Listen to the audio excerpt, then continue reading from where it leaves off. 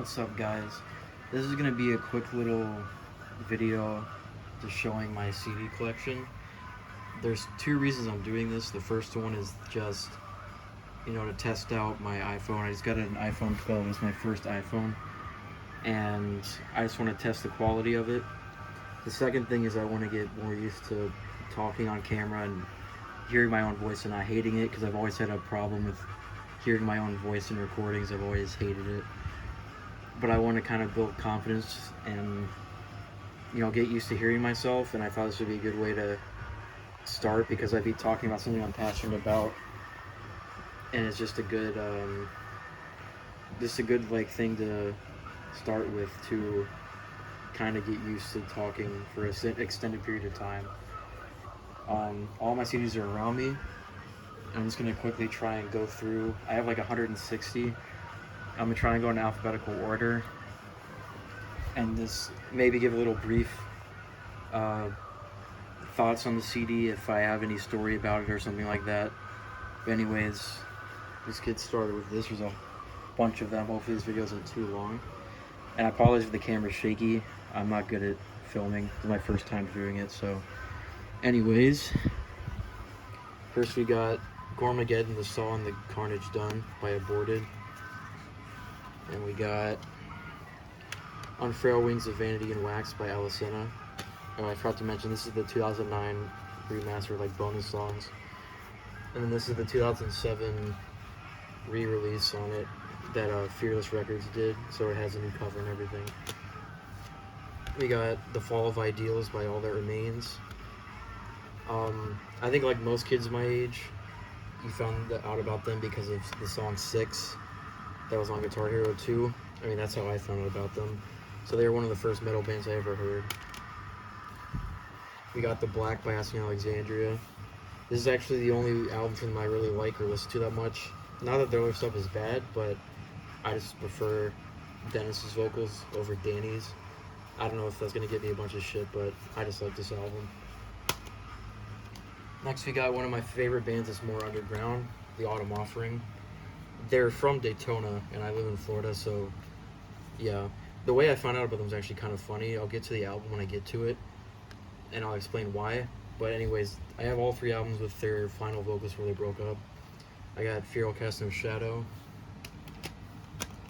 I have Requiem. And then their self-titled. This is their last one. So the story was one day when I was about 15, freshman in high school, I was in Hot Topic, and a song from this CD was playing on the radio. And I don't know why, but it just kind of captivated me. I thought it sounded really good. So I went to the front counter and I asked them what it was, and they told me what it was. And I immediately went to FYE next door and I sampled this when you can still do that shit. I don't know if anyone remembers that at FYE. But I sampled it and bought it, and they became one of my favorite bands ever since then. They're really, really good. They're really underrated, like metalcore, kind of melodic death metal, like At the Gates core, if you know what that means.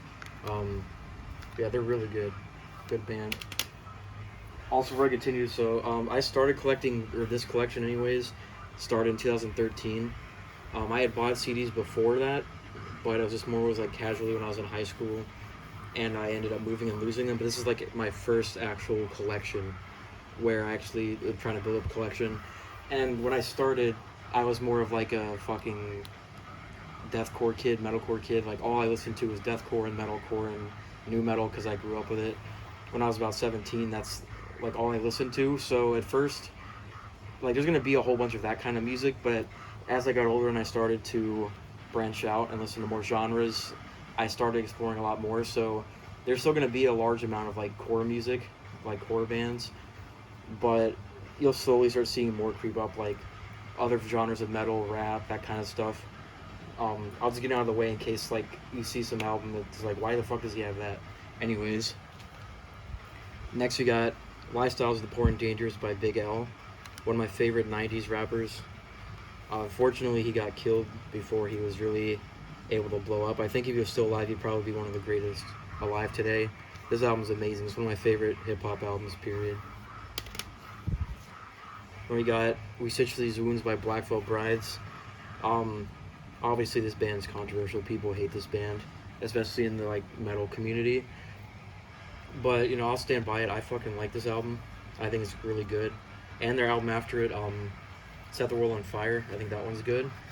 But anyways, I actually found out about this band when I was a freshman in high school. My friend Diego showed me them. Diego, if you're watching, what's up?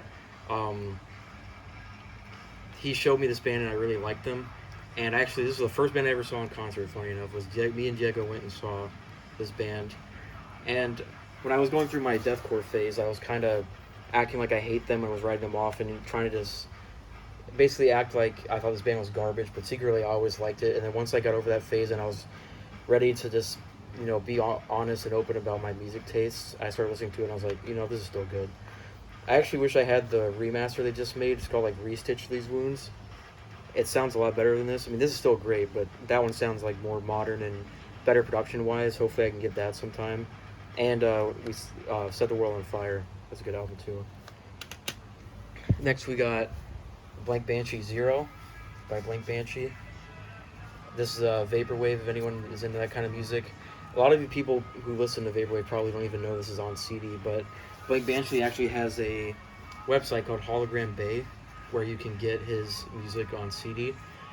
And let me show you here. I also have Blank Banshee 1 and Mega. I got all three. There's a bundle on the website, you get all three of them. It's about like $60 because these are like uncommon. They're not. There's not many of them that are pressed, and they're just in like these cover sleeves, but they're really fucking sick. Blank Banshee is one of the best vaporwave artists, especially if you're getting into it. So it's nice to have all of these on CD. And we got Silent Alarm by Block Party. Obviously, this is like you'll see. This is one of the first examples of you see me branching out. Like you saw vaporwave, and then this. They're an indie rock band. I found out about them when I was a little kid when I used to play Tony Hawk's American Wasteland, and those kind of games in general, like Tony Hawk, BMX games, wrestling games, are basically responsible for the music I like today. They got me into metal and stuff when I was a kid, and their song, like Eating Glass, was on American Wasteland, so that's how I found out about them. It was a really good album. Then we got the original New Rain EP from Born of Osiris. I know they remade it, but I got this before that came out. And this is honestly really the only release from them I actually ever got into. It's not saying that the rest of their stuff is bad, it's just this is all I really got into from them. Pretty good EP. Then we got the 10th anniversary version of Your Favorite Weapon by Brand New. This is my favorite album from them. I know it's one of their like least favorites by fans. You know, they don't really like this one as much compared to their other stuff because this is more like pop punkish. But I actually really like this album. I think it's pretty good. I'm not like super familiar with their work besides this album and a couple other songs, but I dig this. Next we got Saturate, We Are Not Alone, and the newest one, Ember, from Breaking Benjamin. This is honestly, sorry if you see my feet, I'm just trying to get comfortable. This is honestly one of the most underrated like metal and rock bands, period.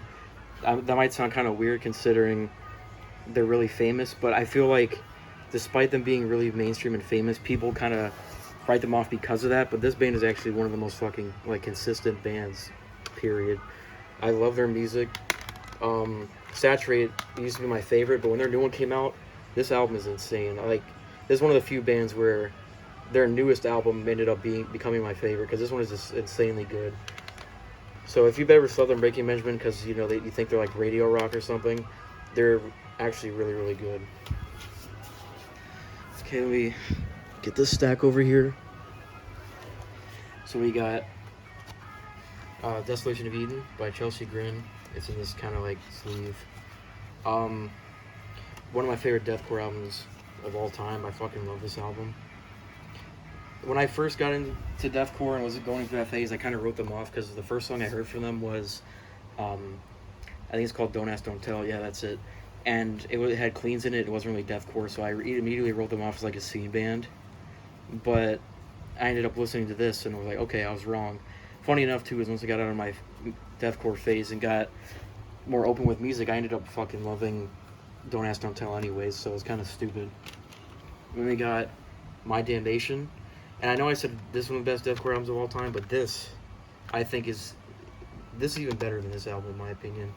And I love this one, but this one is like extremely underrated in my opinion. I think it's kind of slept on for deathcore. I really, really love this album. Another thing, going back to my older opinions on music, when I first heard this album, I thought it was fucking garbage because Alex did different kind of vocals, more like a black metal kind of sound, and I thought it sounded like shit. But as I got older and again got more open with music, I tried this again and I fell in love with this album. I love this is like I'm not crazy about deathcore anymore, but this is one of the albums I go back to all the time. Then we got Ashes to Ashes. This is the album they had with Jason Richardson on it. Honestly, I don't think this album's that great. I think it's pretty decent. There's some really good songs on it, like Clockwork. But I bought this at FYE a couple years ago, just kind of like because I didn't really know what to get, and I liked this band, so I got it. This is still a decent album. I'm not saying it's bad by any means, and especially guitar work's really good because Jason Richardson's on it. But I don't think it's one of my favorites. It's still good though. Get the next stack here. Next we got Till Death and Reign of Terror by Capture the Crown. They go by the name Capture now. Again, this I'm gonna say this about a couple bands. This band is underrated. This is a band that got completely written off by sounding like an Asking Alexandria clone, which a lot of bands were doing back in the day. And I'm not gonna say they don't sound like Asking Alexandria because they obviously do. But in my opinion, this album is really, really good. I honestly think it's better than Asking Alexandria. I really like the vocalist Jeffrey's clean vocals especially. I think are really good.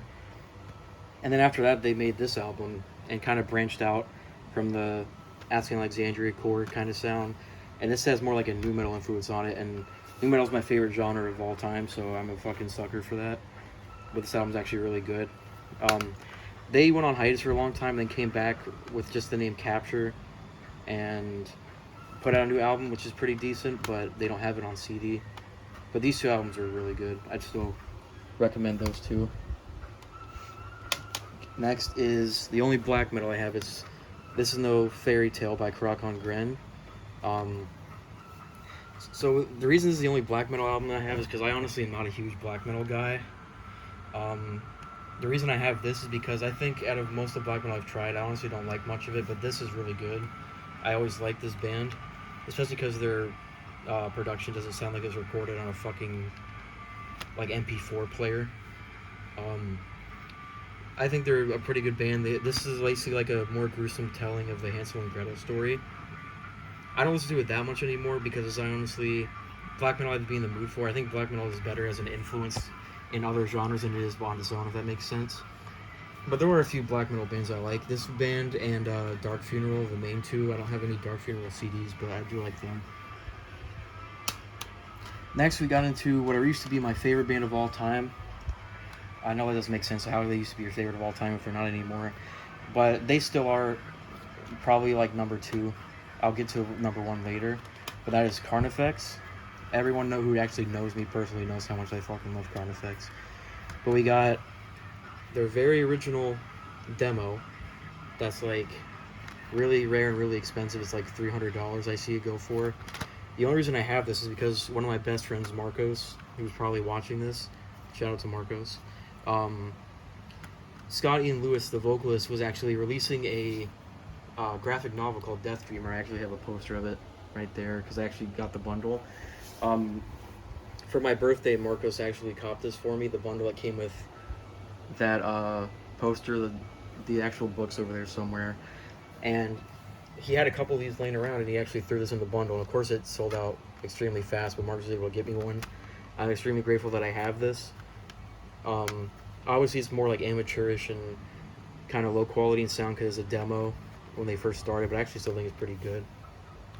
Then we got their first album, Dead in My Arms. Extreme nostalgia for that.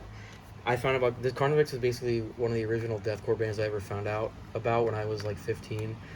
It's kind of cringy looking back on it, but I went on YouTube and fucking typed in like brutal music or something on YouTube, and Light of My Face came up, and I thought it was the shit when I was a kid. I still love it, but that's how I found out about them if anyone wants to know.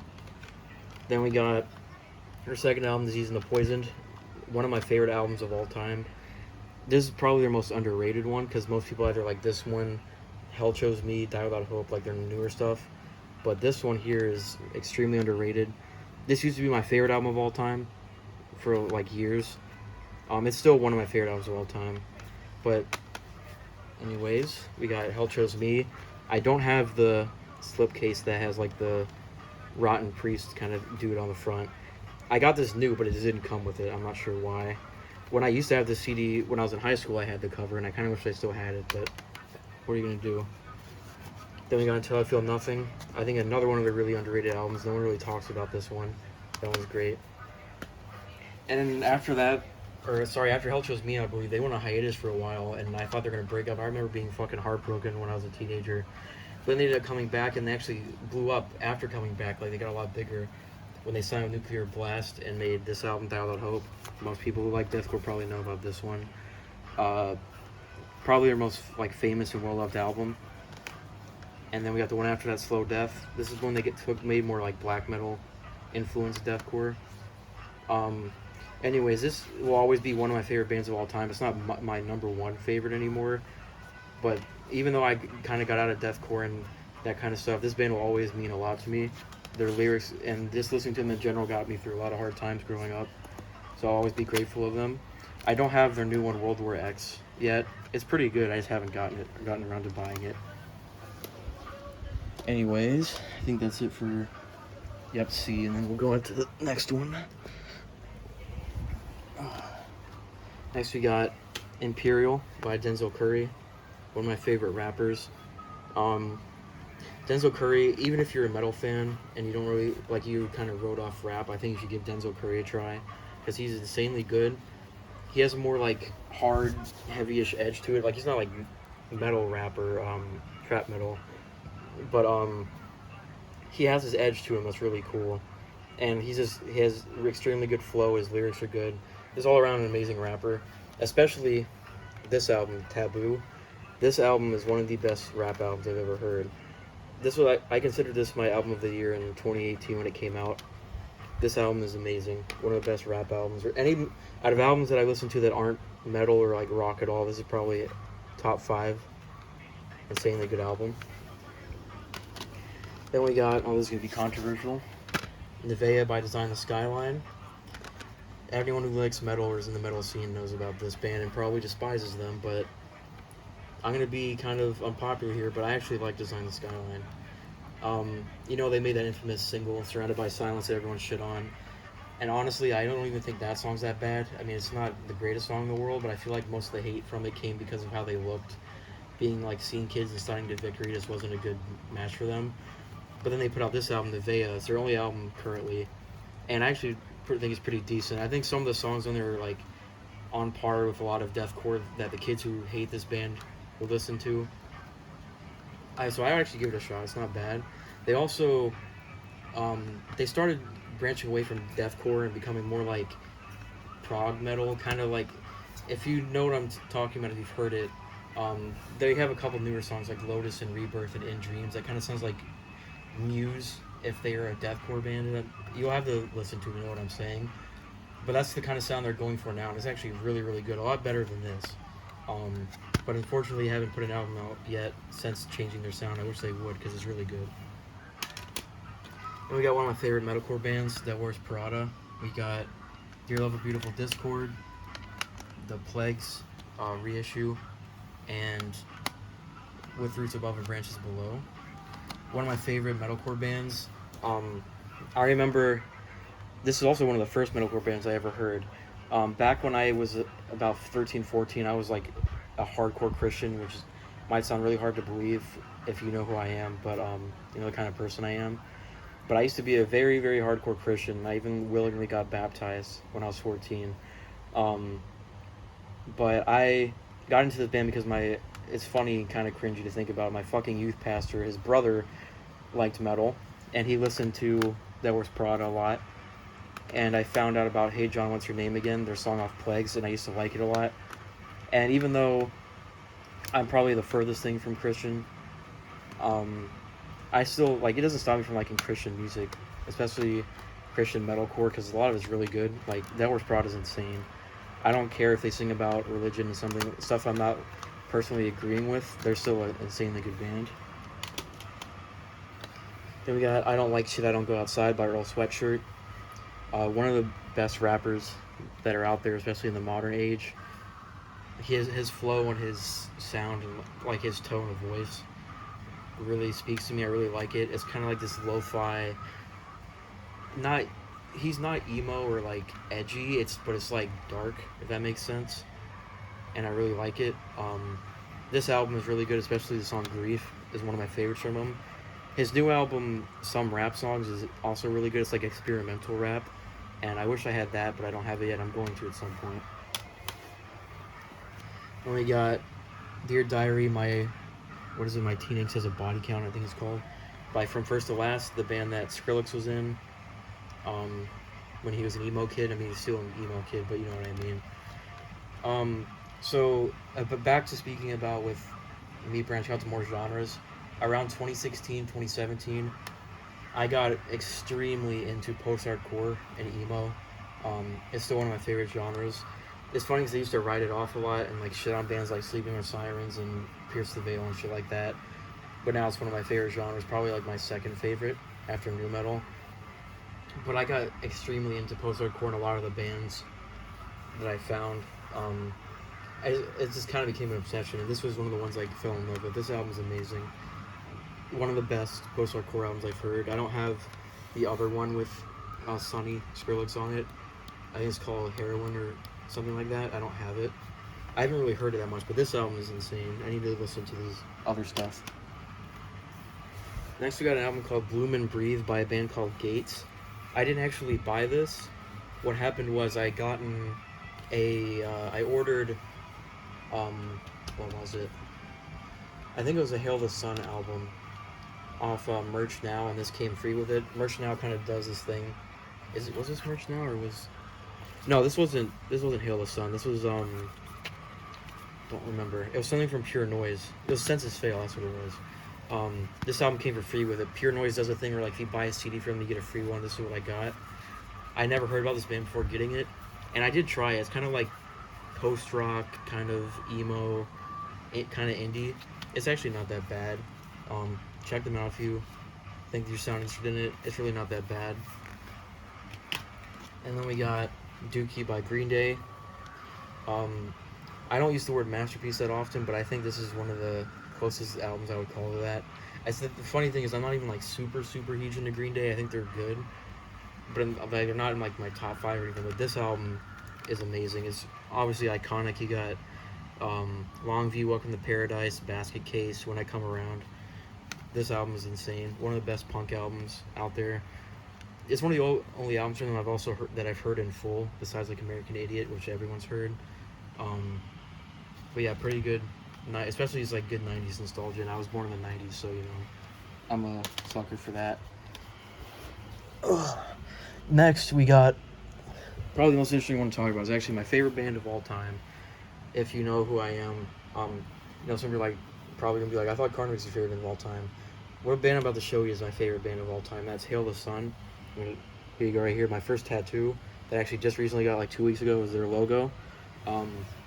So before I show you the CDs I have from them, like I mentioned with the From First to Last CD, I started to get really into post-hardcore, and one day I stumbled upon the album Wake from Hail the Sun. I actually clicked on it because the album cover I thought was sick, and you'll see it in a minute. And it's funny because at first I was like, yeah, they're not bad, but then once I gave them a try again after remembering them, I instantly fell in love with them, and I connected with them in a way that like I never did with any other band. I mean, obviously I liked them enough to get them permanently inked into my body. It was my first tattoo. But I just instantly fell in love with them. Their lyrics, their sound, everything just spoke to me really well. Even more than Carnifex did, which is saying a lot because everyone who knows me knows how much I loved Carnifex. But this band even went above that. And I can say with confidence, I think they're going to be my one of my favorite bands for the rest of my life, if not the number one band for me. I mean, again, it kind of shows how much I love them. I got them tattooed. But anyways, before I show you the first CD, there's a story about it.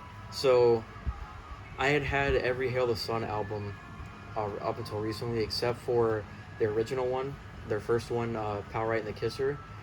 And I'm subscribed to their Patreon. I mean, that's another example of how much I love them. But shoving to their Patreon, if you do the top tier, the $25 a month, every couple months you're able to get a video call with them. And it was actually just like a week or two ago. I got to video call the band and basically tell them how much they mean to me and show them my tattoo, which I actually got the day before I video called them. And I basically told them about, you know, how much I love them, how much they mean to me, and I support them. You know, how much money I spend on their CDs. I'll get to that in a second also. And basically just, you know, just gushing over them. And I let them know that Power Right and the Kisser was the only CD from them that I didn't have. And they, after hearing my story and talking about them, they were like, hey, we can shoot us an email. The guitarist Shane actually reached out. He was like, yo, I'll give you this email and email me. And if you pay the shipping, which is only like $5, we'll send you a copy. And I was really grateful for that. And yes, they actually did it. Here it is, Power Right and the Kisser, their original first album. And Shane actually signed it right there. I'm extremely grateful for them doing that. You know, they didn't have to. And this album is actually pretty rare to find. It goes for about like $50, but now I have a signed copy of it because of them. They were extremely nice guys, like some of the nicest guys I've ever met. And I'm not just saying that because they're my favorite band. Like, I was genuinely impressed with how nice they all were, and they were like genuinely appreciative that I got them tattooed. You know, that I subscribed to them on Patreon. You see up here is actually a Hail the Sun flag. You can't really see it over my computer, but you get that for subbing for their Patreon for 3 months. Yeah, I love them a lot. Obviously, I think I've made that clear by now. Their new album, New Age Filth, is coming out in April. And I already pre-ordered it, so I'm excited to get that. But anyways, on the rest of their CDs, we got Power and the Kisser, the signed version. Their Elephantitis EP. This was not easy to find. Most of Hail the Sun stuff before they were signed to their current label, Equal Vision, is pretty hard to find because they used to only sell their CDs at shows. So finding this was about like $60. And I know some people were like probably gasping that I'd spend that much money on a CD, especially a cover case, but if I love the music enough, I'm willing to put the money out for it. And then this is really cool. This is the alternate artwork version of Elephantitis. You only get this if you're subscribed to their Patreon. It's Elephantitis, but with obviously a different album art, and there's like some demos on it. You only get this. You can't buy this. It's only for subbing to their Patreon. So I got that really cool thing here. So I got both versions of it. And the album I mentioned earlier, Wake. This is the album that got me into them. This is one of the coolest album arts I've ever seen. And also, this is probably my like all-time favorite album, period. This is everyone's favorite album from Hail the Sun, but it's for a reason. This album, like I said earlier with Green Day, this is one of the only albums I'd actually call a masterpiece. Like, if I'm trying to be as objective as possible, this album is fucking perfect. Like, the best album I've ever heard. I cannot recommend them enough, especially this album. Then we got Culture Scars, another really good album from them. Everything I love from them. So, yeah. Then we got their EP Secret Wars, one of the coolest album arts too. Then we got their newest album, Mental Knife, until New Age Filth comes out. So I have everything from them up until the new album comes out, which I'm also gonna have because I already pre-ordered it. Sorry about my fingers. This is my favorite part of my collection, not just because they're my favorite band, but you know, I got the signed version of that album that they sent me personally. And you got these albums, this and Wake, that were pretty hard to find. I just shot a lot of money for them. You know, I got the Patreon exclusive, and then these three are on Equal Vision, so these are pretty easy to find, but they're still amazing albums. But yeah, this is one of those bands where if I was trying to get someone to learn more about me, my feelings and my personality and stuff based on just listening to a band that I like, I would recommend this band without hesitation and show them the lyrics, because this band speaks to me in a way that not even any other form of media does, honestly. But that's enough gushing about Hail the Sun. Let's get on with the next stuff. We got Nothing You Didn't Deserve by Hardest, their EP. Really underrated band. I found about them when they were unsigned. Actually, before this came out, I found them.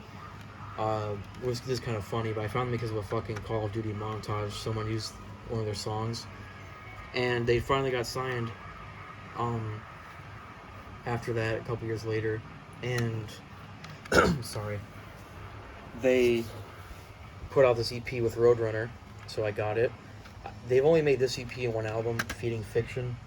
I don't have that. It's still pretty good, but the thing is, this EP they were more like metalcore, kind of post-hardcore, and then with Feeding Fiction they went kind of like radio rock, which a lot of people criticize Roadrunner for doing that, having that kind of sound. And honestly, it's not that bad. The album's not that bad. It's just I prefer them sounding like this. Then we got the deluxe version of Veto by Heaven Shall Burn. A great band. I haven't heard too much of them. This was the first album I heard, and I really liked it. Back when I bought it, I still really like it. I just haven't listened to it in a while, but it's still a great album. They're a German band. They're kind of mixed like metalcore and melodic death metal. Really good band, really heavy band too. They're really intense. Then we got an underrated band that a lot of people probably haven't heard of, and that's Hester Prynne. They're a very old deathcore band. Most people probably think of the As Blood Runs Black song, but this is actually named after that song, and this are named after a character in the book The Scarlet Letter. I haven't actually read it, but this album's a concept album about somebody who was in a relationship with that girl, and this is some of like the nastiest, like, if you know MySpace deathcore, like the early 2000s deathcore, where there's a lot of squeals, pig squeals, and like sampling and at the gates riffs. This is like peak MySpace deathcore, insanely good. Too bad they don't exist anymore, and if you know the story about them just randomly disappearing, it kind of sucks. I also have their other album, Black Heart Market, which is a pretty rare album to find. The story with them, from what I know, I don't know if this is 100% accurate, but apparently they had this album like crowdfunded or something, and when it came time for this to release, they just kind of vanished, and a lot of people who supported it and bought this album never even got it, and people don't really know what happened. The reason I got it though is because a couple years ago, the label or crowdfunding site, I don't remember what it was, that was doing this album. Actually, a couple people are starting to get this album like in the mail finally, and I actually really like this album. I think it's better than this one, but they're both amazing. And I wanted this album really bad, but I was assuming it was going to go out of stock really fast because how many people wanted it and it was rare. My friend Connor, who might also be watching, shout out to Connor, you'll hear him a couple times. He actually got this for me. After he knew how much I wanted it and how rare it would become, so he got that for me. I forgot to mention also, with the Carnifex, back when Slow Death came out, I was going through a bad time financially. I didn't have a job, or I didn't even have internet, and that album came out, and Connor got me that album too, because he knew how much I love Carnifex. So shout out to Connor, he's a great dude.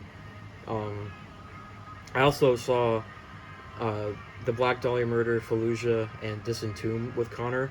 It was the second concert I've ever been to, and the most recent one. I don't have any albums from those bands, but I do like all of them. That was a pretty cool concert, so Connor, if you're watching, shout out to Connor. Then we move on to with another underrated band that's probably unheard of, and that is the Holy Guile. They're a deathcore band. They don't exist anymore, unfortunately, but if you guys know the old band, the Crimson Armada, their vocalist, after that band broke up, he made this band, and this band was insane, like one of the best deathcore bands I've ever heard. Even like speaking as someone who's not a huge deathcore guy anymore, this band is like way above what you expect of deathcore. They're extremely good. They're like kind of technical, like they have like techie kind of riffs, and even they have a little bit of rapping, so that might turn people off, but it's not like kind of Attila kind of deathcore. No disrespect to Attila, but like it's more like actual hip hop, if that makes sense. But anyways, this is their first album. This is actually an Amazon CDR. It's not official. Well, official in air quotes. Basically, Amazon sometimes used to partner with bands to print their CDs. So this is just like a really basic CDR. You can see how basic it looks. I I don't know if they ever even actually made like a normal printing of this, but that's why I got this one. But then we have their final album, their second one, OG, which is official. I got from the band. You can tell how much more like high quality it looks compared to this. Um, this album I pre-ordered it before it came out because how much I love this band. This album has a lot more of a hip hop influence, but it's like hip hop in the way it's not even. I don't even know if I really call it like nu metal influence. It's more like actual hip hop influence. But this is an insanely good band. One of the best deathcore bands that are out there. I would highly recommend them. It's fortunately not on Spotify because the band just kind of disappeared. But hunt them down on YouTube. This band is insane. Next we got You Can't Spell Slaughter Without Laughter by I Set My Friends on Fire. Um, funny story with this band, I actually found out about them when I was like 13, 12. Because I think people who know this band know what I'm going to say. I found them because of Smosh. They were in a couple of Smosh videos. And being a metal kid, obviously I thought they were dope. And honestly never really listened to them that much after that besides those Smosh songs. But years later when I got more into post-hardcore, which this album is like kind of a mix of that with a bunch of other genres, I gave this album a try and I actually really like it. I think this band is kind of like Design the Skyline where they're hated for no reason. They're not hated as much. I think a lot of people actually like them, especially like reminiscing on the scene days. But I think I Set My Friends on Fire is a really good band. They're really unique, and this album is really, really good. If you want to have like nostalgia for the scene days of like the 2009, 2010, think about MySpace and Snake Bites, that kind of stuff, listen to this album. You'll get sent back there. Next we got These Are My Sins by Either Breather. A really, really good band. They were one of the first on the kind of gent, palm muted kind of riff, like Sumerian core sound. All three of their albums they've had out are insanely good. But I still have the other two. I'm going to get them on some point. This is their first album. They broke up and actually just recently got back together under the name Breather. They dropped the I the part and dropped a new single called Pray, and that song is really, really good. So shout out to Either Breather, or Breather as they go by now. I'm hyped for their new music because this band is like one of those bands that's just like heavy, chuggy, like just aggressive music. That's the best way I can describe it. Next, we got another underrated band, which again I'm gonna say I also have a lot of bands that a lot of people probably don't know. This is Icarus the Owl, their album Rearmed Circuits, their newest. They're considered swancore, if you know that term. It's basically like Dance Gavin Dancecore. It's like post-hardcore mixed with like prog and math rock. That's what this band is. But they're really, really good. I love that genre. I mean, Hail the Sun is considered that. They're my favorite band. But this band sounds a lot like Hail the Sun. But he has really good cleans, the vocalist. They don't scream that much or do breakdowns that much. It's more like just straight up kind of prog rockish. But this is a good band. Really underrated band. I checked them out. Next we got, this is in metal. This is a rapper. His name is It's Okay to Cry. One of my favorite rappers, actually. I think he's one of the most unique in the rap, like SoundCloud rap kind of scene, period. His music is extremely unique. No one else sounds like him. He's kind of like experimental, but he's done a lot of genres. He was one of the first on like the trap metal rap kind of thing. And then he did kind of like emo rap before anyone else did. Now he's on like this more, I don't really know how to explain it because it's really unique, but I'll give him a try if you like hip hop, or not hip hop, more like trap. But he does do kind of like the baby voice, if you want. That's what people call it, kind of like Playboy Cardi. But I honestly think he does it the best. And a lot of people find it annoying, but I actually really dig it, especially because he's really unique. No one really sounds like him, like I said, and he's one of my favorites. This is album Posh Boy. I think it's his best album. Then I have the album after that, Destroy All Monsters, which looks cool. This kind of looks like an N64 game. One thing I want to mention quickly is that I think it's really sick when underground artists, especially like SoundCloud rappers, actually put in the effort to get their stuff printed on CD or vinyl. I really love that because like I'm a social media. I'm a physical media kind of guy, and I really like supporting it by having it physically. So it is kind of weird to think about the fact that I have like SoundCloud rap on CD, but it's really dope. I love this guy. I don't have his newest album Posh Boy 2 yet, but I'm gonna get it at some point because I believe it is on CD. But really good guy, really great artist too. Next, we got Doom by Job for a Cowboy. Everyone who likes deathcore knows this album, or EP, sorry. This was actually the first deathcore I ever heard. The way I found about them was kind of funny. My cousin, who was a year older than me, was getting into this kind of music, and for Christmas, his mom, my aunt, didn't know what to get, because to get me for Christmas, and he liked this band. He knew I liked metal, but I didn't like deathcore yet. But his mom, my aunt, got me a Job for Cowboy shirt, so I was obviously inclined to listen to him, and I really liked it. And they got me into deathcore. This is like my first deathcore band, but this is before I knew what deathcore was. Carnifex was the first where like I actually knew what it was. But anyways, this got me into more heavier music. Shout out to Kenny if you're watching. That's my cousin who got me into them. And basically kickstarted my deathcore kind of phase. It's still a really good EP. They are only really deathcore for this EP, but it's still insanely good. Gives you a lot of nostalgia from high school. Next, you got one of my favorite bands, like easily top 5, and that's Catatonia. They've gone through a couple genres. They started as more like death doom, kind of like death metal mix of doom metal. They were one of the first bands to do that, and then they went to more like gothic rock, straight up doom metal kind of sound, and then they went more like they had a phase where they went more like alternative prog metal, kind of like Tool. Basically like more refined kind of doom metal, like cleaner sound. But this, the sound I like from them the most is their second phase, I guess you could call it. They're more like doom gothy kind of sound. But I have Discouraged Ones and Tonight's Decision. This is probably my second favorite album of all time. And then Disease and the Poison of Carnage would probably be third. I fucking love this band. They are so good. They're extremely depressing. Their music's really dark, really nihilistic, and honestly, like sometimes if I listen to this, it just kills my mood. That's how fucking sad it can be. You can tell by this. Look at the album covers, and Discouraged Ones is the name. They're a really depressing and gloomy band, but I fucking love them. The way I found out about them was actually kind of funny. Back when I was really cringy, we used to go on Omegle or Omegle, however you want to call it. That anonymous website.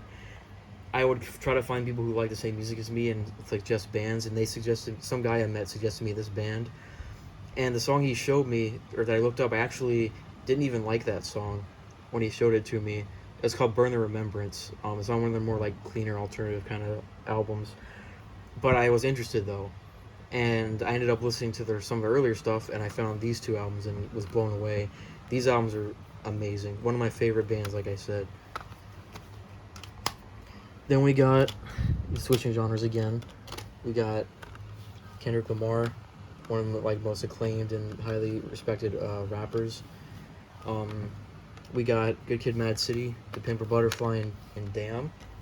These first two, my friend Ian actually got me as a Christmas gift. Shout out to Ian, because this was what I heard first was Damn. I know I'm kind of late on the Kendrick Lamar thing, but when this album came out, obviously it blew up and went viral. Humble, DNA, songs like that. And I really liked it. This is when I was first getting into rap, so I really liked this. And because I liked this album and I bought it, Ian decided I would like these. He was like, "Hey, give these a try," so he got me those. So shout out to Ian. Kendrick Lamar's really good. Obviously, if you like hip hop, you probably like Kendrick Lamar. Next, we got Knocked Loose. We got Pop Culture EP, and we got Laugh Tracks, their first album. Knocked Loose, really good band. Honestly, when I first heard them, I didn't like it. I think a lot of people can probably attest to this. Their vocals are not for everyone. They're more like a yelly, kind of hardcore kind of sound. And when I first heard it, which was this EP before Laugh Tracks even came out, I thought it sounded like shit. But I gave it another try because I'm pretty open with music and I want to give music a fair chance. And after listening to it a couple times, they're not bad. And then not bad basically ended up becoming like, oh, this is really good. Which is obviously why I ended up buying their CDs. I really like them. I actually liked Pop Culture more than Laugh Track, even though this is like 12 minutes. I think this EP is really good. And then Laugh Tracks is also pretty good. Their new album I haven't listened to that much, but these two are really good. Also, this is the pure noise version of this, because the original unsigned version is like pretty rare. So this is the reissue version, which I'm glad they finally made like another version, so I didn't have to fork out a bunch of money for it, because I'll pay a lot of money for a CD if I really like the band, and I really like this album or this EP, but spending like $50 for an EP that's 12 minutes long just wasn't really the best idea in my opinion, which is why I'm glad they made this version. Next, we got another one of my favorite bands of all time, and I have a shit ton of albums from them, so this will take a minute. We got Korn. Everyone likes Korn, or hopefully, because Korn's insane. But anyways, this is one of the first metal bands I ever got into. Like I said, or I mentioned a little bit, nu metal is my favorite genre of all time, mainly because it was the genre that got me into music in general. I'll get later into my first band, period. But nu metal was like that was the genre that got me to care about music, as a lot of kids from the 90s and 2000s would probably say. And Korn is one of those bands. Korn, I think, is one of the best bands, period. One of the most influential bands in metal.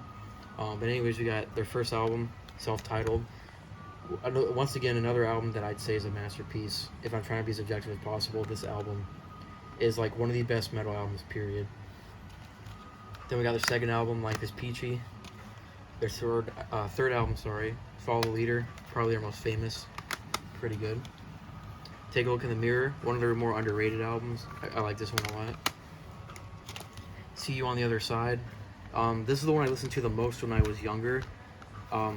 There's some pretty good songs on there, like Coming Undone, which is one of the most famous songs. Twisted Transistor, Politics. Not one of my favorite Korn albums, but it's Korn. I still love them, so this is still a great album. It's just probably lower on the list for me. Then we got the special edition of Korn 3, Remember Who You Are. Another underrated album by them. Pretty good. It's kind of like a more modern version of their old sound. Then we got the Paradigm Shift World Tour Edition. Another one of their newer albums. I actually really like this album a lot. I overplayed the fuck out of it though, back in the day. But I liked this version of the album the most because it had, I don't know if you can even see here. Where is it? It had the songs Hater and The Game Is Over. I love those songs. But I could never find this version of the album because those songs are only on the World Tour version. And about a year ago, one of my best friends, Will, shout out Will, was able to find a guy who was selling a bunch of his CDs, and this was one of them, so Will picked it up for me, so shout out to Will. Again, Korn, one of my favorite bands of all time, probably my top 5. I'll always love Korn. Next we got the metalcore band Like Moths to Flames. We have When We Don't Exist and An Eye for an Eye. Really great metalcore band, one of the more like aggressive and pissed off sounding bands. These two albums especially, I really like them. There's a deluxe version of this album, but sadly it's not on CD, it's only vinyl and digital, so you have to get this version of it. But I did buy the bonus songs from the deluxe version on Amazon so I could download them, and then I bought this obviously.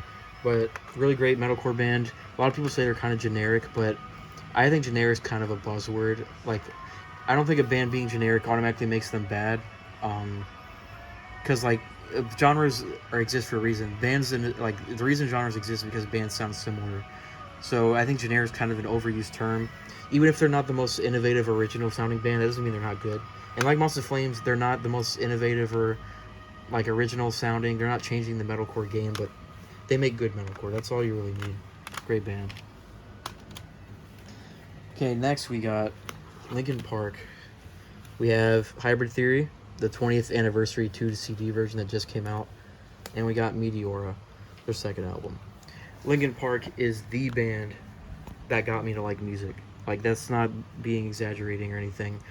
The first band I ever listened to and got into back when I was all the way like fucking 7 years old was Linkin Park. These two albums were the only ones that were out at the time, and I became obsessed with them. This band was basically my first love in music form. I played these albums constantly. I knew all the lyrics to both the songs on both these albums. They were my life when I was a kid. Like this is my first obsession. I've had a couple more which I'll get to, like Carnifex and Hail the Sun, but this was the original. So I always have respect for Linkin Park. I'll always love Linkin Park. I'm not like they're pretty nostalgia based. By that I mean like they're not the most innovative or like best band in the world, but they're really influential. They're iconic.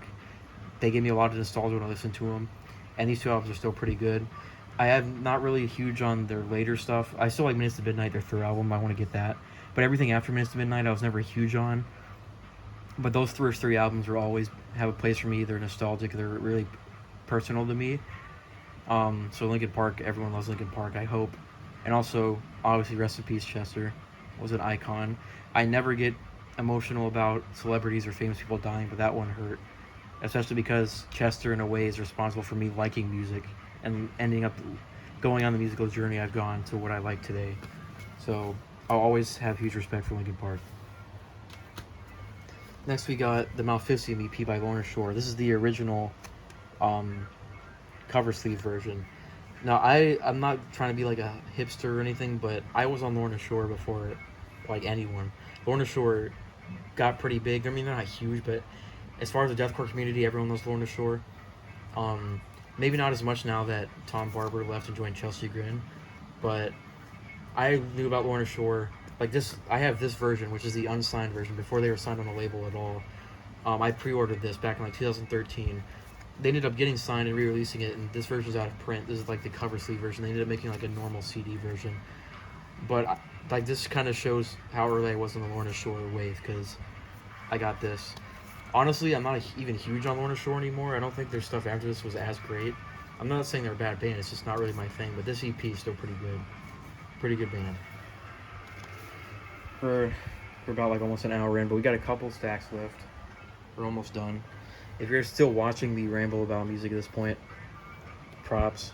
I appreciate it because it's not even meant to be like a serious video. It's just meant to me just getting used to talking on camera, and you know, this is all one take. I'm not going to edit or anything, so it's on my fucking iPhone, like I said. But if anyone's still watching, I appreciate it. Next we got Neverbloom, I Make Them Suffer. Really good deathcore band. They were one of my favorites when I was in my deathcore phase. My friend Marcos, who I mentioned earlier, this was one of his favorite bands. So shout out to Marcos. I'm sure he still loves this album. I still want to get their second one, Old Souls. That album's pretty good. I haven't heard anything after that because, like I said, I'm not big into deathcore anymore. But Make Them Suffer is a pretty good band. If you like deathcore, there's no reason you shouldn't be listening to this album.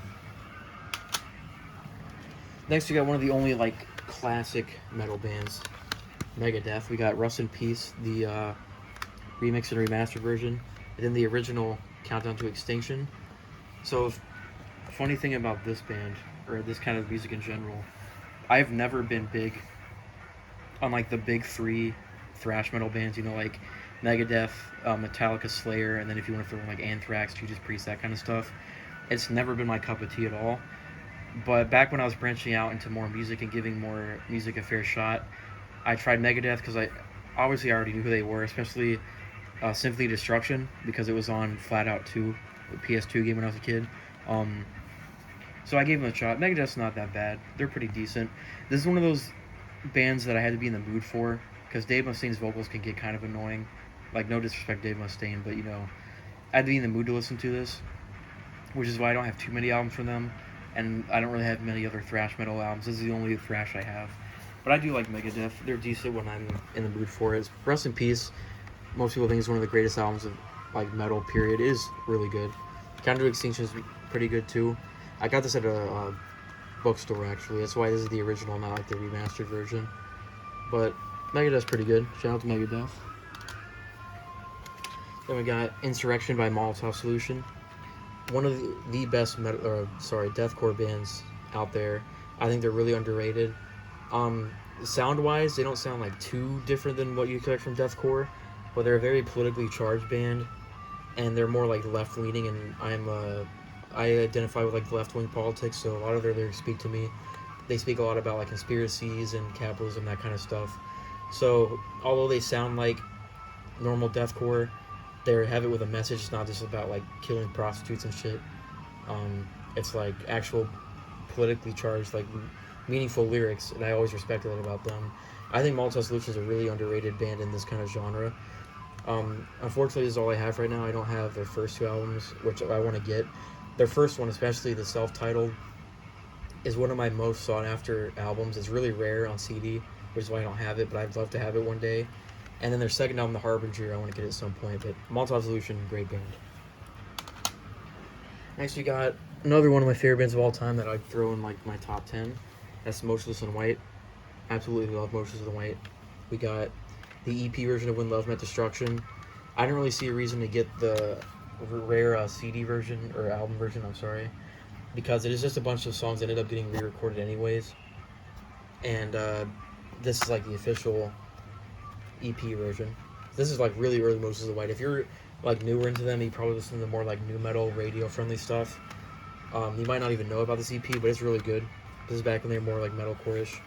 Speaking of that, we got Creatures, obviously, their most iconic album, or in the scene anyways, one of their like most iconic.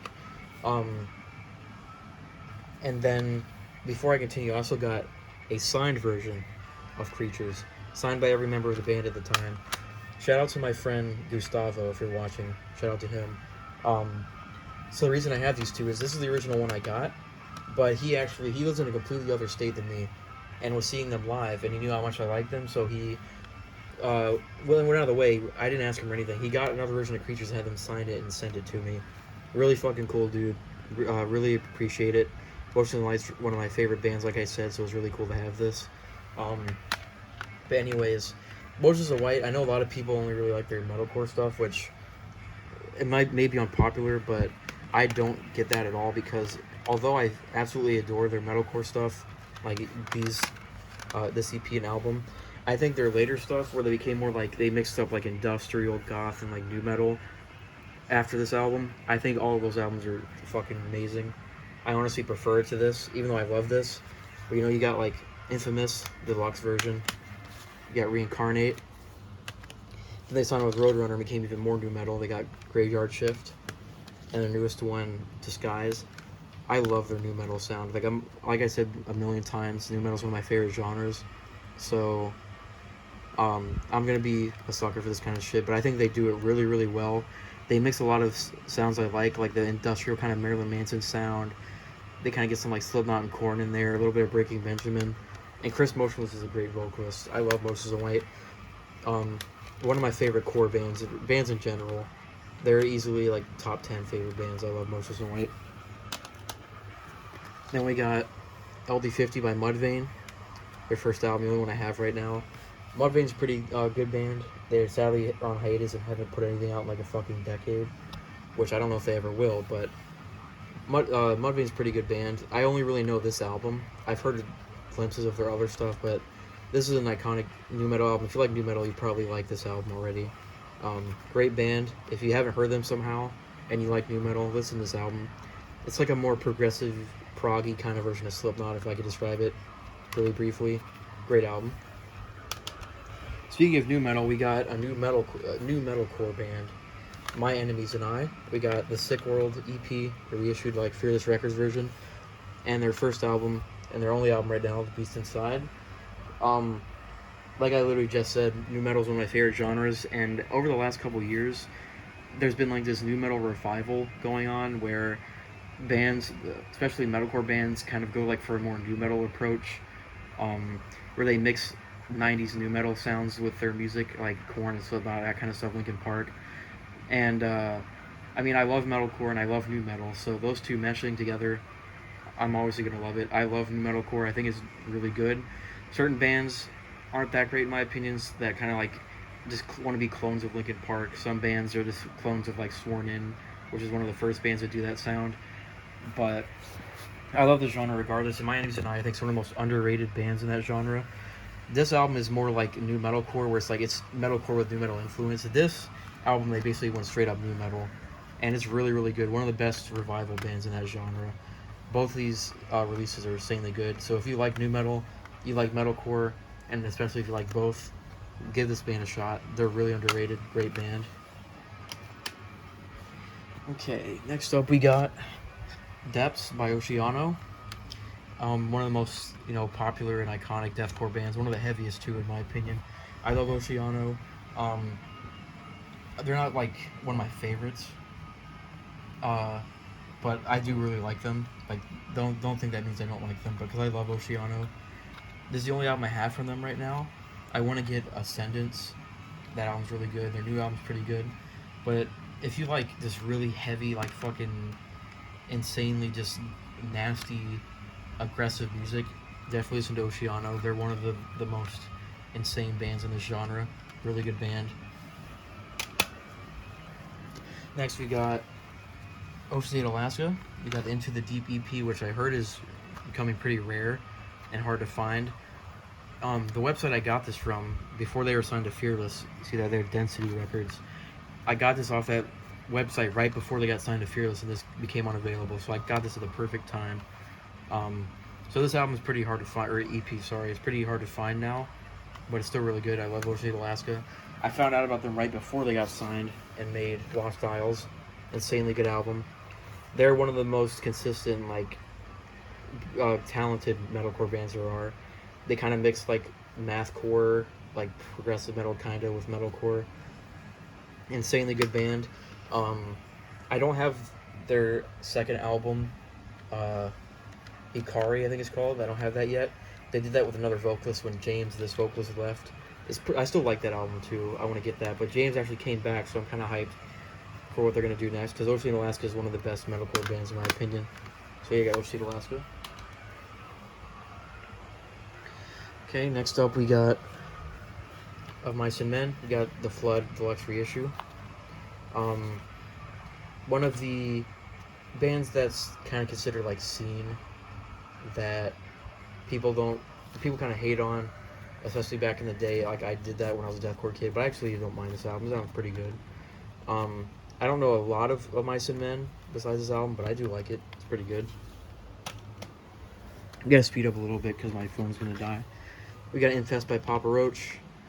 Must-have new metal album. You know, if you like new metal, you obviously know this. You know Last Resort. You know this band. Papa Roach, I think, is really good. Really underrated and consistent band. I really like them. We got this album called Two of a Crime by a group called Perma. I got this for free, like when I mentioned the Gates album earlier. It's the same thing. I got this for free with another CD. I actually never listened to it. I know it's like a pop album, which I'm not really a big pop fan, but I will give it a try someday. We got the collector's edition, like 10th anniversary version of Placebo, self-titled. One of my favorite bands that's not metal. I love Placebo. This album came out 1996 when I was born, so I have like this weird nostalgia connection to it. Like this album's basically as old as me. I love Placebo. I want to get more of their albums because I really like them. One of the bands that I got into after I got out of my like deathcore phase, where I started to branch out. This is one of the bands that stuck out to me. I love Placebo. I love the album cover too, so I want to get some more of them. We got Danger by Rings of Saturn. If you like metal and deathcore, you know about Rings of Saturn. They're insanely popular. Back kind of similar to Lorna Shore thing, I found out about Rings of Saturn way before they blew up. I got this album like the day it came out. When I first got into Rings of Saturn and I heard this, I was blown away. I thought they were insanely good. But honestly, this is one of the few albums in my collection that I don't really care for anymore. I kind of grew out of it. All respects to Rings of Saturn. They're an insanely talented band. I really like. They're a good band. It's just they're not really my thing anymore. I'm not really into the whole like show-offy tech kind of sound. But you know, Rings of Saturn, I see why they're popular. I get it. They're a good band. But that's why I have this album anyways. We got Rusting Sonata by Rose Funeral. Kind of similar to Montauk Solution. I think they're a really underrated deathcore band. Hopefully they put out more music soon because they've been posting a lot more lately on social media. I don't have Gates of Punishment yet. I want that. And I haven't heard their first album yet, but it's about to get added to Spotify, so hopefully I'll be able to try that. Okay, we got Scar the Martyr, self-titled. I got this as a gift from my mom because she actually met the band because she's friends with a tour manager who worked with them. If you don't know this band, Joey Jordison from Slipknot, their drummer was in this band. They broke up after one album, but that's why I have this album. It's not that bad. It's not like one of my favorites, but it's pretty good. It's not that bad for what it is. Then we got Scarlord, one of my favorite artists. He's trap metal artist. If you know what trap metal is, it mixes like heavy metal with trap music. It might sound off-putting, especially to metal fans, but trap metal, in my opinion, is insanely good. It's kind of like this generation's new metal, if you don't count like new metal revival. And Scarlord especially does it insanely well, probably does it the best. If you like Slipknot, Korn, Limp Bizkit, that kind of music, give Scarlord a try. Scarlord is insanely good. We have Doom and Infinity, two of his best albums. Back with It's Okay to Cry thing, I love it when these kind of artists actually put their stuff on CD. Scarlord, insanely good. This is gonna be a pretty long band because I have a lot of their stuff, but we got Senses Fail. I used to be obsessed with Senses Fail. Right before I found out about Hail the Sun, this was my band that was like the band for me. Um, I went through a phase where I was obsessed with them. That's why I have a fuck ton of their stuff. I still really love Senses Fail. They're probably my like top 5 favorite bands. But anyways, we got From the Depths of Dreams, the original reissued version. We have Let It Unfold You, the deluxe version. The deluxe version is Still Searching. The UK special version of Life's Not a Waiting Room. This is my favorite album from them. Excuse me. That's why I have this version. The UK one is because I like this album a lot, and this has bonus songs on it. Got The Fire, Renaissance, Pull the Thorns from Your Heart, the acoustic EP In Your Absence, their newest album If There Is Light It Will Find You, and the re-recorded From the Depths of Dreams. So I have everything from them except for their best of compilation that has that bonus EP on it. I still need to get that. But Senses Fail is one of my favorite bands. Obviously, that's why I have so much from them. They're easily my top 5. I love Senses Fail. Next, we got another underground, obscure kind of band. It's the deathcore band Shadow of the Colossus. They're not around anymore, unfortunately, but they're a pretty underground, unsigned deathcore band that broke up. These are actually some of the rarest things I have. They're self-titled in Endgame because, like I said, they're unsigned. They only made like 500 copies of each, and I was lucky enough to get both of them before they went out. Really good deathcore band. If you like deathcore, like Molotov Solution, Rose Funeral, that kind of stuff, try them out. Obviously, their name is based off the game. This album's kind of like a loose concept about the game, Shadow Colossus, and this one is more like original stuff, but this band's really good. One of the most underrated deathcore bands. Speaking of underrated deathcore bands, we have She Must Burn, another one of... They're really underground, not super underground, but pretty unknown. I have their EP, self-titled, and their album Grimoire. I love this album. I really love She Must Burn. They're one of the deathcore bands that I still think are really, really good. Especially like newer deathcore. Unfortunately, the vocalist for these two left, and I don't like the new guy that much. That is just personal preference. He's not bad, but this work was really good. It's like blackened deathcore, kind of like Make Them Suffer and Carnifex, which actually both vocalists of those bands have features on this album for this one. Really good, underrated deathcore band. And then we got my second obsession after Linkin Park. When I was a kid, like most people my age, you had a Slipknot phase.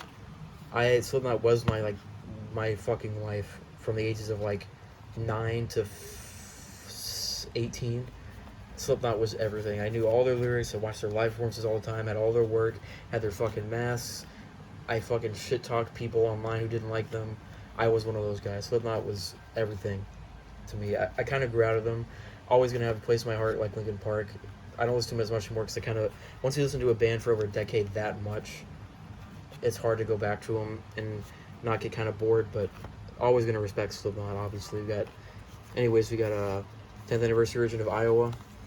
We got the special edition of Volume 3, the Subliminal Verses, and then the deluxe version of The Great Chapter. I still want to get the self-titled and All Hope Is Gone. I used to have them because they still are nostalgic to me. Like I said, I'm always going to love Slipknot.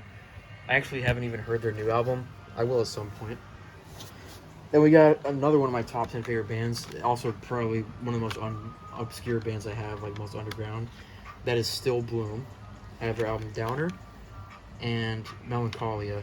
They are a kind of like My Enemies and I. They're like a new metalcore band, but they're more like down-tempo deathcore-ish mixed with new metal. But this band is insane. I fucking love this band.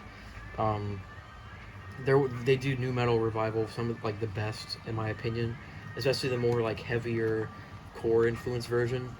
This band is what you're looking for if you like that. Their new album, I believe it's called Terminal, just came out. Not on CD yet, hopefully it will be, but that album's insane too.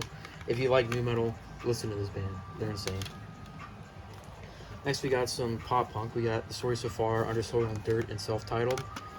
One of the first pop punk bands I got into. I'm not huge on pop punk because I think it all kind of sounds the same at some point, but I feel like everyone who likes pop punk has that one band, and that was The Story So Far for me. I love them. I want to get their second album. I believe it's called What You Don't See. I think it's called. I don't have that yet. I haven't heard their new one that much, but Source of Art, really good band. Now this, I don't even know what the fuck this is. Um, this actually came with my Krok on Gren CD. It was kind of like the Pure Noise thing. Got me a free CD. I don't even know who this is. I think they're German or Russian. I'm pretty sure it's German. I'm not even gonna try to pronounce it. I've never even heard it because I just feel like I'm not gonna like it. But I have it. And we got Diary by Sunny Day Real Estate, one of the essential emo albums. Great album. If you like emo, I don't know why you haven't heard this already if you haven't. It's iconic. One of the best emo albums, period. I love the album art too. This is the remastered version too. Next, we got Sworn In. We got The Death Card, The Lover's a Devil, and All Smiles. All of their albums. Like I said with My Name is Zion Still Bloom, I love new metal, I love new metalcore. I think they do it really well, especially All Smiles. This album is fucking great. I think it's one of the best new metalcore like revival albums. I love All Smiles. Sadly, Tyler, their vocalist, left, and I don't really care for the new guy that much. But with Tyler, Sworn In was one of my favorite bands. So it kind of sucks that Tyler left. I mean, no disrespect to the new guy, or who was originally the old guy. It's kind of confusing, but there's nothing wrong with them. It's just I like Tyler, so I'm kind of disappointed that we're not gonna get any more from him. Then we got another obscure underground band. We got Sycamore. We have Obscure, the remaster or the reissued EP. It's like in French, I think. I'm not gonna try to pronounce that. Then their album Indulgence, A Saga of Lights. Really good band. They're kind of like post-hardcore, metalcore-ish. Think like Broadway, Crown of the Empire, Famous Last Words. Like kind of like theatrical metalcore, if that makes sense. Like they have like this theatrical play kind of vibe, theater vibe. Really good band. I really like them. More people need to know about this band. They're really underrated. Then we got System of a Down, Toxicity, and Mesmerize. Who doesn't know System of a Down? Who doesn't like System of a Down? One of the most iconic metal bands. Great band. I need to get their other albums because I don't have them yet. Fortunately, they're probably never going to make another album, which sucks. But they did make those 2 new singles that are really good. But who doesn't like System of a Down? Now this is going to be like a really weird addition, but this is an album. This is the EP I Am You by a K-pop group called Stray Kids. It's kind of weird looking at all this deathcore and shit and then having K-pop, but I like K-pop. And Stray Kids is one of my favorites. With K-pop albums, they're kind of weird. They don't come in like normal CDs. They always have like these fancy photo books that have like a bunch of Polaroids and like pictures of the band. It comes with like stickers and photo cards, this kind of shit. It's the only K-pop album I have right now because K-pop albums are actually kind of expensive because they come in shit like this. Respect to K-pop though for putting in the effort. For people who buy physical, you get all this nice shit with it. But if you do happen to like K-pop, which most people watching probably don't, but I do like it. Stray Kids, great band. Almost done. Last stack here. We have the album Glow by a band called Unjust. Probably no one watching this has heard of them besides the people I've shown them. They were an underrated, like underground kind of new metal, alternative metal band back when that was trendy in the 2000s. They're actually really good. I really like them a lot. They kind of sound like Breaking Benjamin. Funny enough, I found out about this band because back when YouTube did like this royalty-free thing where you could put uncopyrighted music in videos if you got claimed and like copyrighted, one of their songs was on there. That's how I found out about them. But then I actually went and listened to their album. It's actually really good. If you like new metal, alternative metal, especially like 2000s kind of radio sound, listen to them. Really good band. We got some... Oh, upside down. We got some like sampler CD that came with my Still Bloom stuff from Chugcore. I haven't really listened to it. I don't think I've actually listened to any of the bands on here. I know who Dealey Plaza are. And then Cody and King is actually the Still Bloom vocalist other band. I just haven't listened to it though. It's just a sampler. Then we got Veil of Maya. We have Matriarch. And actually the new CD I have, False Idol. Extremely good band. They're like gent metalcore.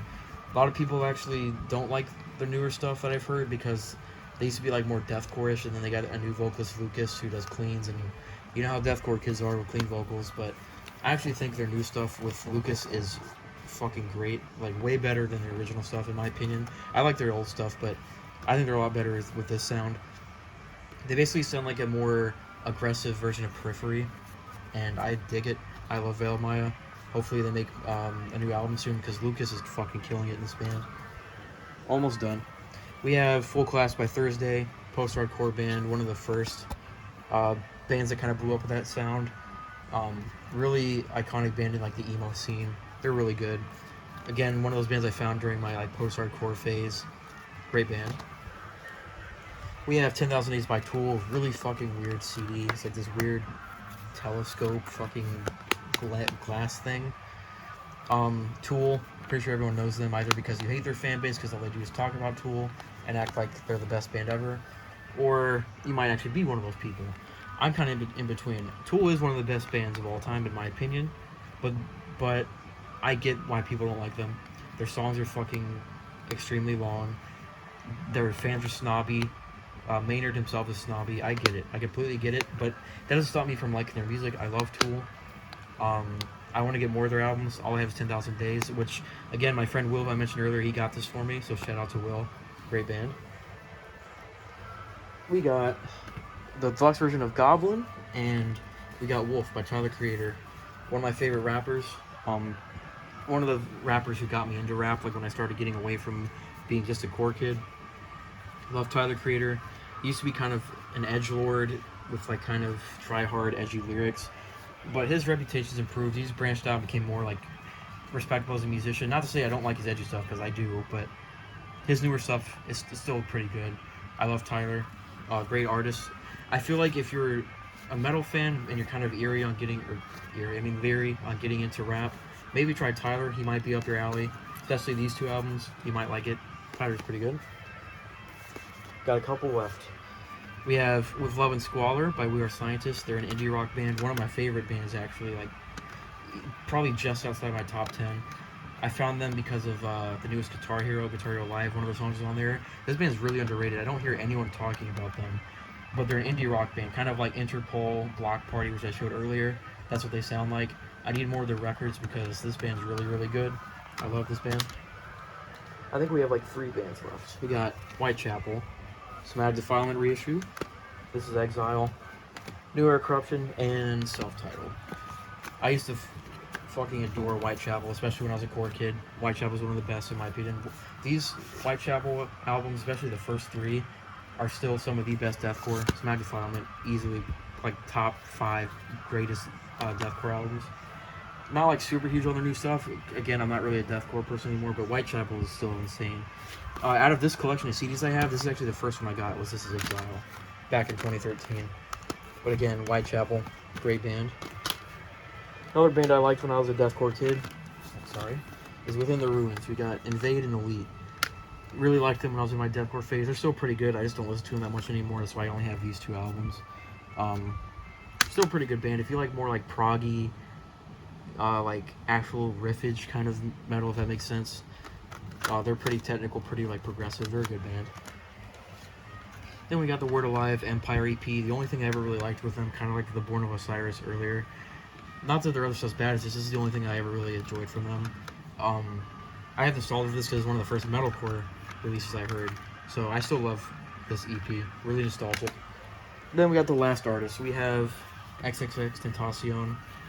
We have 17, the deluxe or reissued version. I don't know what you want to call it.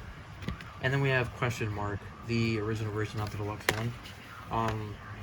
Probably controversial, but I like X's music. Despite what you think about him as a person, that's a whole different topic for another time.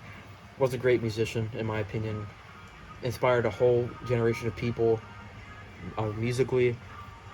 Taken away far too soon. He was fucking younger than I am. I'm only 24, and he was younger than me and was taken away too soon. No one deserves it to go out the way he did. So rest in peace, X. Like, again, despite everything, no kid deserves to go out like that. He had never had a chance to redeem himself because he was taken away too soon. I actually really like X's music. I think especially like his more trap metalish, like heavy kind of stuff, or like his emo stuff, which most of his actual studio albums were, I think are pretty good. But anyways, that's all my CDs right now. See all of them around me. If you actually somehow made it to the end and actually watched all this, I appreciate you a lot.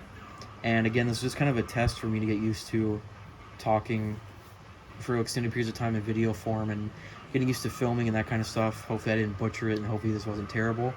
But I'm probably just going to upload this completely unedited, just kind of like a test. Hopefully, if any of you actually enjoyed this, you enjoyed it well. Like, kind of, maybe I got you some music recommendations, or you found something that you might be interested in. But that's about it. So again, thanks guys. See you later.